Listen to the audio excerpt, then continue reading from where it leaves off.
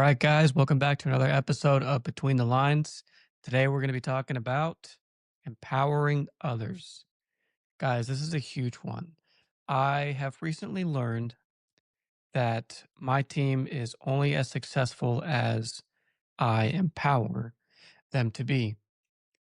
I have spent the last 5 years working at Hennessy Performance. I'm the ops director leader there.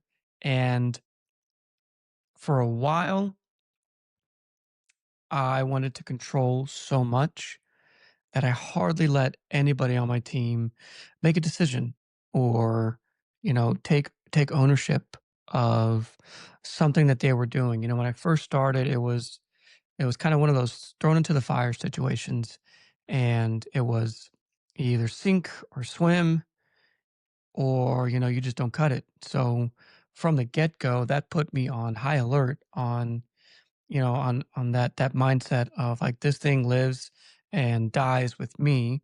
If it's not successful, it's on my shoulders. If it doesn't work, it's my fault. And that kind of threw me for a whirl for the first couple years. It's slowly progressing, slowly learning that again, my team is only as great as I coach them to be, as I set the example for them to be. So over the years, I've acquired just the absolute best team members that anybody can have, and it dawned on me that their career, their journey, their leadership journey at this place, as long as it's in my hands, is in my hands. So it allowed me to see that these people want to learn. These people want to achieve better things in their career, and that can only happen if I decide to let things go, if I decide to just empower them to make decisions. It's one thing to just tell people, "Hey, do this," or "Hey, get this done." It's another thing to start opening up that dialogue of, you know, "I have a situation. I need to fix these 3 things. What would you do? Walk me through your thought process. How would you fix this? How would you solve it?" And to really see them start to dive deeper into whatever you're talking about, to you see their wheels turning. You see them really start to understand that now they're being asked to use their own critical thinking skills. And boy howdy, did that made me realize that I had a lot more influence on people's decision making than I really realized. So there was as I mentioned before, when I first started, I had to get so many vehicles out the door, right? We had a production goal to hit, and it was one of those, got to figure it out, right? And for me, that was just the situation itself empowering me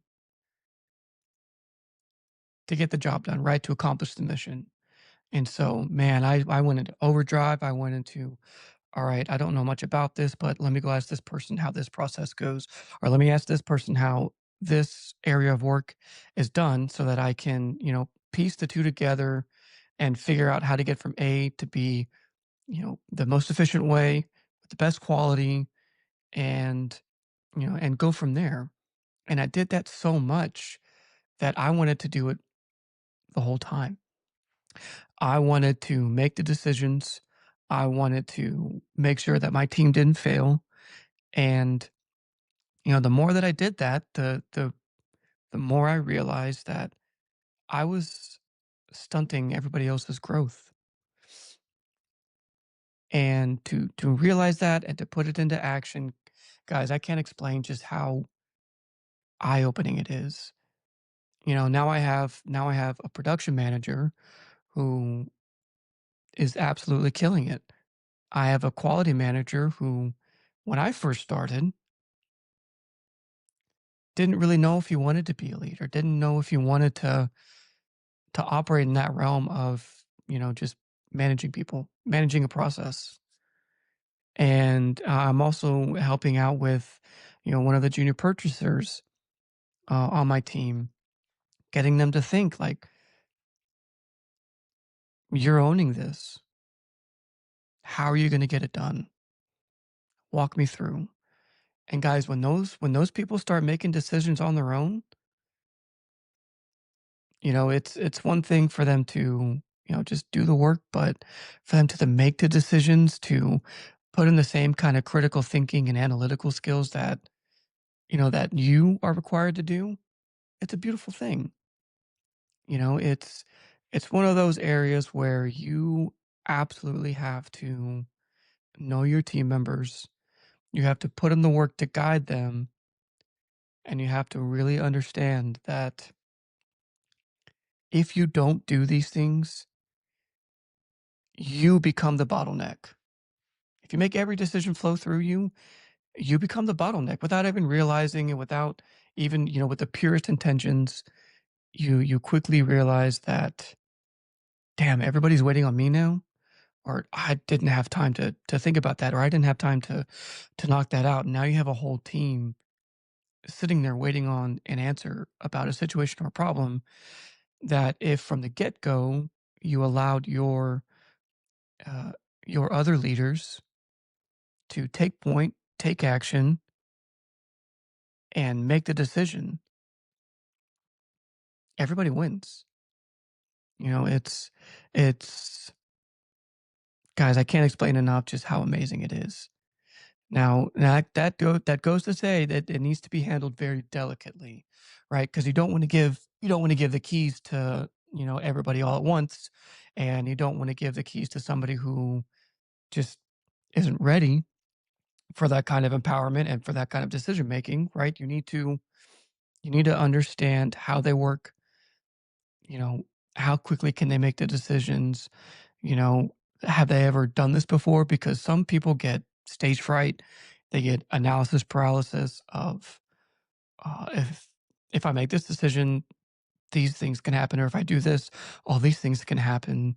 And, you need to coach them out of that. You need to coach them that your gut helps you out so much, especially if you're experienced, if you've, done the process, or if you've worked, in the department long enough.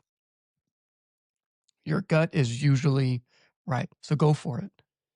Don't get stuck in that whirlwind of, if I do this, this will happen. Or what happens if I do this? This might happen. And guys, like I said, it just needs to be handled delicately, because a lot of people can, once you give them that power, it's go, go, go, go, go. We're going to do this. We're going to do this. We're going to do this, without realizing the implications of the decisions that, they're actually making. And one of the biggest things is, you know, start walking them through their thought process first. Do that a bunch of times.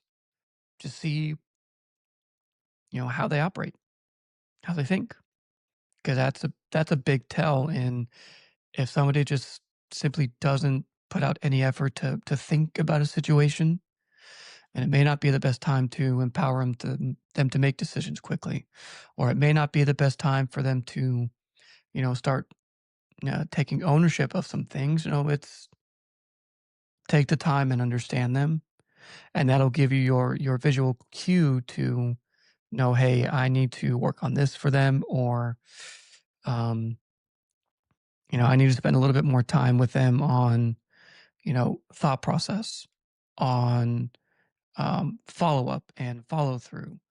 Um, don't allow everybody to do that, right? That's why I was saying there are certain individuals who are equipped to do that. There are certain individuals who may not know how to um, take ownership of things, but you know that they're ones that can learn easily, or they're quick learners. But there are people who have the best intentions, want to do great things for you and your team, but just simply are not ready yet. And it's okay to tell them that. It's okay to tell them that, you're still learning in this position.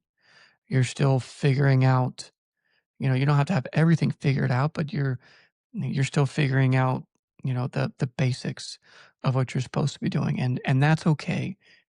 It's very important to be upfront with people about that, because if you give somebody false hope, or if you keep telling people, "Yeah, we're gonna get you in on this next one," or we're gonna do this with you next time," it these are human beings.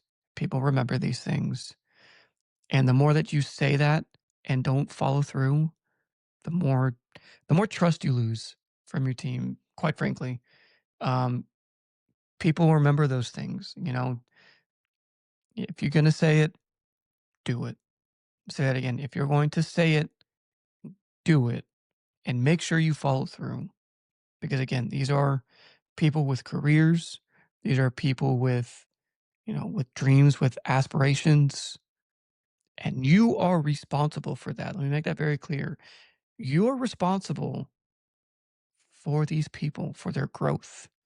So, all that to say, just take that part of empowering people very seriously. Know when to do it and know when not to do it, and be prepared to have that conversation, whichever route you choose, with that person.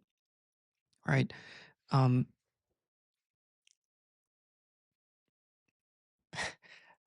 don't just jump into it with people. You know, if you're going to start putting people on that path to, taking ownership of either people or departments, please understand you need to have that conversation with somebody first, just so they understand what the game plan is, what you're doing. And that way, they may give you feedback like, "Oh, I'm not ready for that." Or they may be like, "Hell yeah, finally, I've been waiting. Let's do this." It's important to gauge um, their their willingness, to take on something like that, because it is a big deal for people at first. For leaders and managers who have been in this seat before, who are used to every day. I got decisions to make. I have answers to do, answers to make, questions to follow through on, questions that need answering. That's the one. Um, it's like second nature, and that's a good thing. But we need to understand that because it's second nature for us, it is very much not second nature for new leaders, for new managers, or for people who are just brand new on taking ownership of anything. You know, you can really help yourself out with this venture by talking to them first, asking them questions, gauging their interest on it. So don't ever force people in that situation, because I've done it before and it's backfired so bad. I remember I had one leader um, a few years back who I prematurely allowed them to step into a managerial role without putting the effort into it first of, are they ready?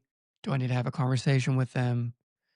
And it truly bit me in the ass, because not only was I trying to do my job, right? Take care of the things that I'm responsible for, but I was always circling back and either going back on a decision that they've made, or I've had to clean up messes. I've had to, you know, have serious conversations with people. I've had to, have multiple conversations with them about like, why did you do this? Walk me through why you made this decision, just so I can understand what is going on. Just it's very important to be prepared for these kinds of situations. Um, you know, when you realize that you're becoming the bottleneck, it's time for you to empower your team. It's time for you to let go of the reins, the reins, let go of the reins, and start building up your team. It's honestly as simple as that. Realizing that if one area of your team isn't moving because they're waiting on you, but you don't even realize it because you're so focused on on this right here, and these guys are out here just, hey, what are we doing? That slows everything down. That's your time to bring up new people. That's your time to start allowing people to make decisions on their own. So, you know, it's very important that you teach, as you're guiding these people, why you're making these decisions, why you're doing this. Because you can't tell somebody, "Hey, I'm gonna start empowering you to make decisions. Watch me." Okay, but what are you doing? You know, explain to somebody, "Okay, we have this situation. We need to get these 3 things accomplished or however many things we need to get this stuff accomplished. Here's what I see. I see this here, and I see these risks right here. Here's my game plan." Walk them through that stuff, and you'd be surprised how, if you really take the time and choose the right person, how quickly they'll pick up on that. They'll start remembering, okay, well, he had this issue. I remember him dealing with that issue. I'm going to do it here. Or, and this is always the most amazing thing of, I see how he handled this situation. I have an idea of how I can do it better. Let me try this. That's awesome.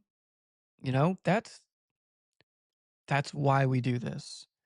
If somebody comes up with a better idea, oh my God, am I British?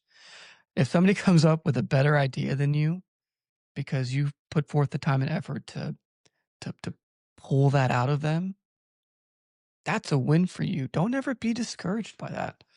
Don't don't feel threatened. Like I said, don't feel discouraged. Celebrate that because those are more people that you have on your team that you can trust to start taking some of that load off of you to make that decision. It's always important to recognize great ideas. Again, that comes along with empowering people. You can empower somebody by celebrating their wins, celebrating their accomplishments. Hey, great idea. I know what I was going to do, and it wasn't that. That worked out way better. It's important to recognize and act on those things. So, you know, give authority when you can. Learn very quickly when to not give authority and support them. That's the biggest thing that you can do when you're bringing up new leaders, when you're empowering them to make the decisions, is support them. Don't don't ever tell somebody that they have the ability to make a decision in one area, and then when they do that, reprimand them for it if it doesn't work out the way that you had hoped. People are going to make mistakes. That's what all of this is about. That's what I had to learn the hard way. Support them. That's the best thing that you can do, right? Is this really didn't work out the way that I thought it was going to work out? Walk me through your decision. How did you get here? And let them know that we'll get out of this. I got your back. I'm going to support the decisions that you make as long as you make them with an understanding of you put thought and effort into it and you didn't just let emotion take over. So that's the biggest thing of support them, don't micromanage, don't hover, let them work. Don't just completely ignore them. Keep eyes on them, watch from a distance, ask them questions, but ultimately let them take charge. And the more you do it, the more reps they get in, the easier it is for them, and then the cycle just repeats itself. It's really that easy. I say that it's easy in theory, but doing it does take practice. So it takes practice to be a leader. It also takes practice to bring up other leaders, right? And so that's one of the things that I think is very critical is know when you're able to do that for other people, and when you're able to do it, explode with ideas about helping people. I don't that was probably wasn't the right way to say that. Exploit it. That's what I mean. Exploit it. Because when you realize that you're in a position to I have knowledge to impose on people, I have great experiences, I'm ready to help other people, you know?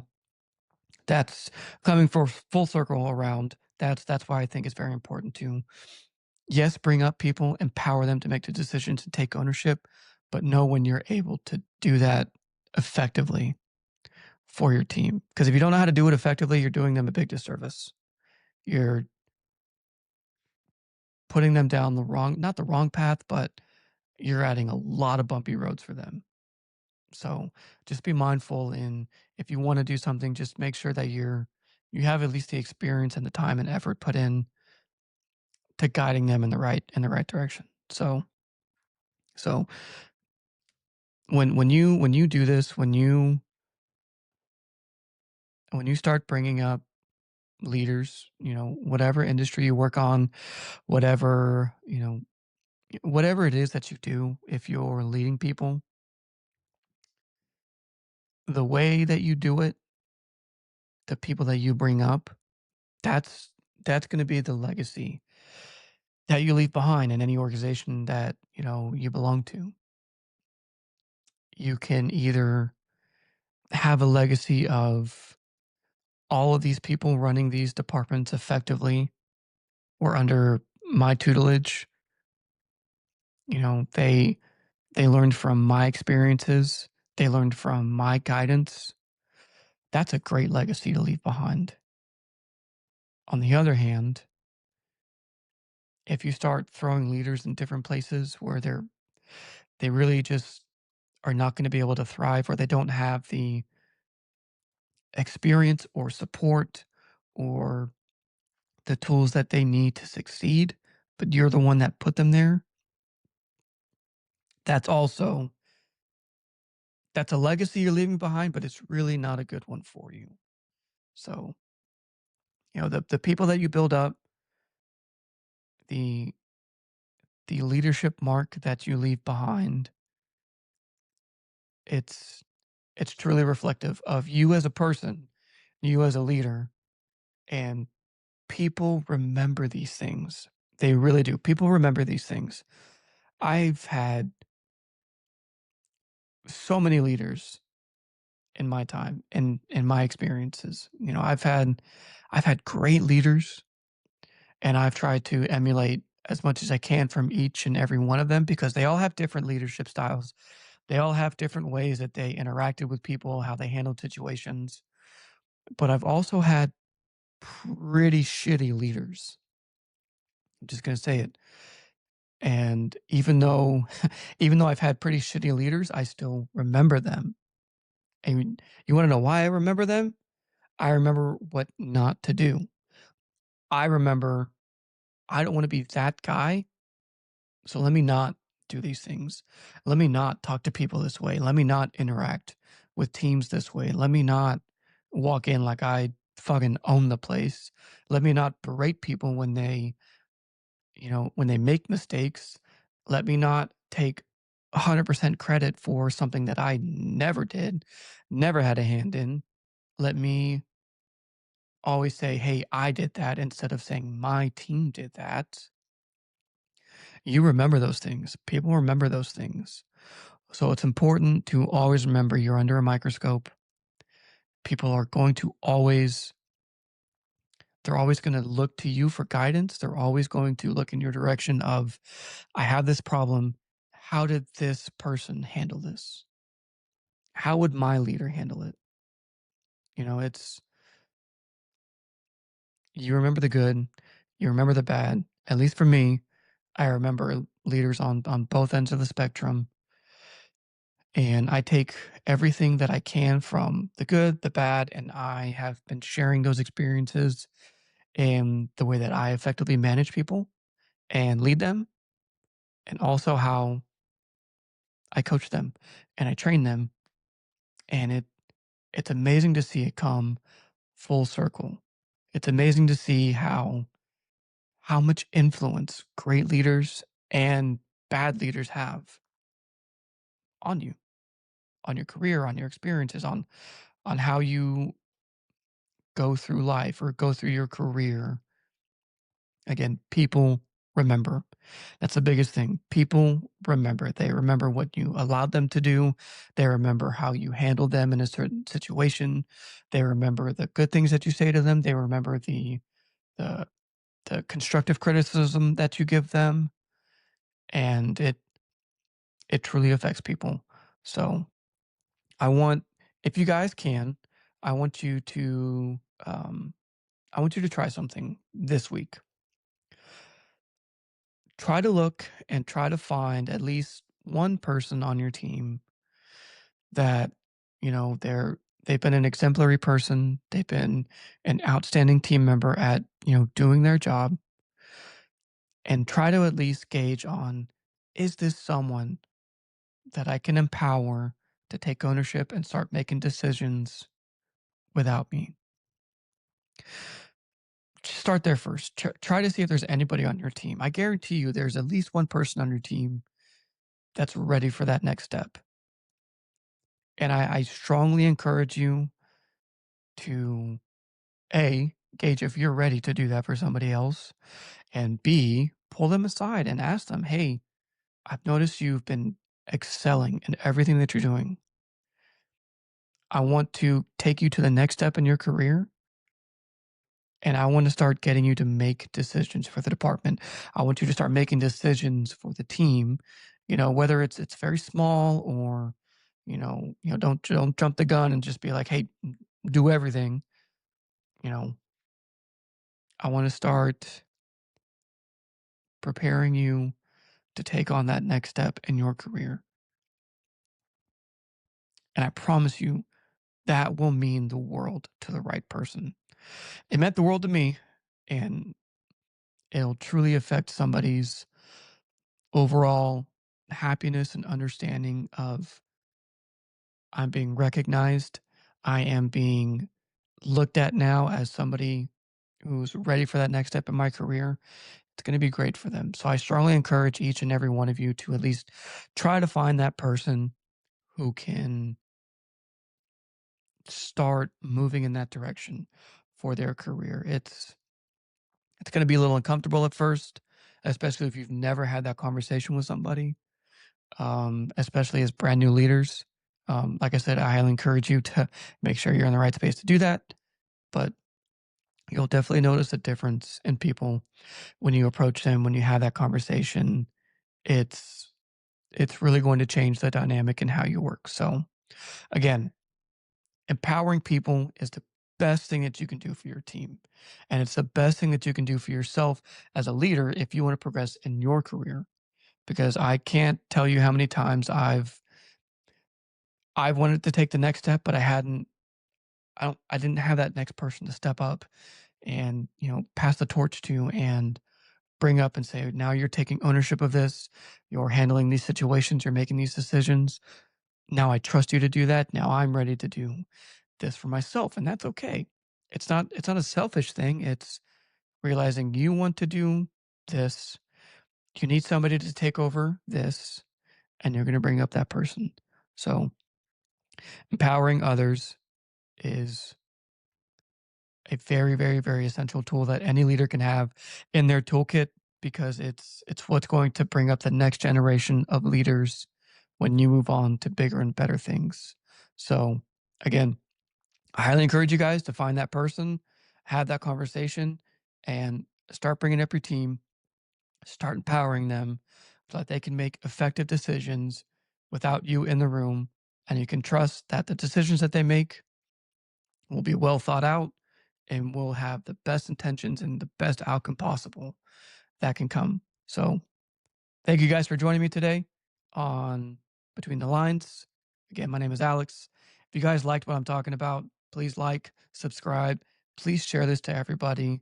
I want to bring up the next generation of leaders. I want to I want to start helping to, again, empower others to realize their full potential. So again, thank you guys for joining me. See you again next time.